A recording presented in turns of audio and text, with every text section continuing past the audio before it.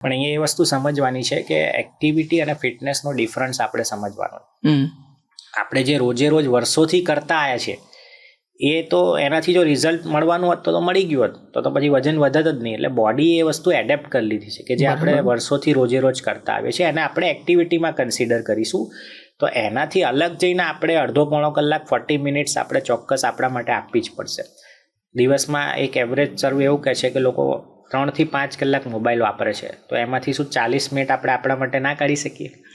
એટલે એ વસ્તુ ચોક્કસ. અને બીજું, ફિટનેસના 4 કોમ્પોનન્ટ છે કે ઘણીવાર પેશન્ટ એવું કહેતા હોય કે હું તો વોકિંગ કરું છું સાહેબ વર્ષોથી, મારું વજન જ નથી ઉતરતું. અને બલકે એવા જ પેશન્ટનું પેટ સૌથી વધારે હોય. તો અહીંયા એ સમજવાનું છે કે ફિટનેસ ઇમ્પ્રુવમેન્ટ એ ખાલી વોકિંગથી નહીં થાય, એ જરૂરી છે. પણ ફિટનેસના 4 કોમ્પોનન્ટ અગત્યના છે: સ્ટેમિના, સ્ટ્રેન્થ, ફ્લેક્સિબિલિટી અને માઇન્ડ. અચ્છા. સ્ટેમિના બિલ્ડ થશે આપણે વોકિંગ, રનિંગ, સાયકલિંગ, સ્વિમિંગ કરીએ એનાથી સ્ટેમિના બિલ્ડ થશે. મતલબ કે હાર્ટ અને ફેફસા આપણા મજબૂત થાય.